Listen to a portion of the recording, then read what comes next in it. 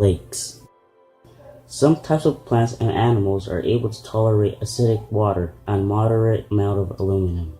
Others, though, are acid sensitive and will be lost as the pH declines.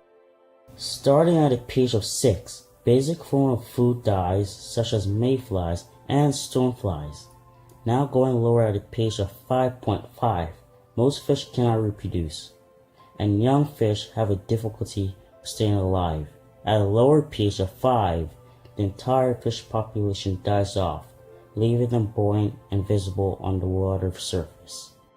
At a pH value of 4.0, very little life is left, only the most acidic tolerant species thriving. But for a thriving field, things aren't over yet. Remember, most life has dissipated, leaving very little to no food for the survivors. Acid rain could affect the food supply for species, for example, frogs.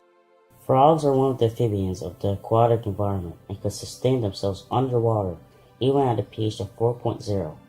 But the frog's main food source, mayflies, which can't sustain in an environment at a pH any lower than 5.5. When lakes are contaminated with acid rain, all mayflies will be wiped out, and no food for frogs. This then leaves the food chain incomplete. So for the most part, acid rain has a negative effect on aquatic and forest areas. There are numerous ways how acid rain can affect the economy. Acid rain can potentially kill large numbers of fish in aquatic areas, which could significantly affect the ability to sell fish.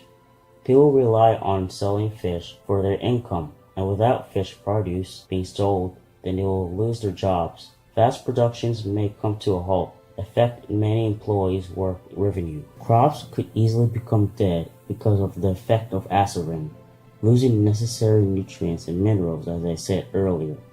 For farmers dealing with this situation, this will make it hard for them to sell quality crops. Damage to buildings because of acid rain, dry precipitation on limestone can lead to increase in maintenance cost.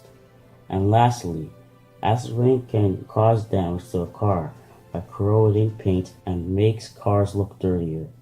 For the most part, acid rain damages the flat surface of a vehicle. The only solution to this is to replace the coat of car paint with acid rain resistant paint, but in turn, the cost of vehicles will increase to compensate for the cost of resistant paint. Electricity primary source of energy comes from fossil fuels, coal, natural gases, and oil, which in turn burn chemicals that are released into the atmosphere to create acid rain.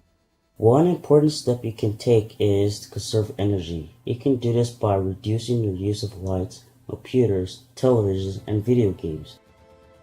All these necessities use electricity from primarily the same source, such as fossil fuels, but encourage your parents to buy equipment that uses efficient electricity, specifically Energy Star label equipment. These necessities use electricity that is more efficiently generated from wind turbines or is generated by hydroelectricity. Hydroelectricity is made from the movement of water.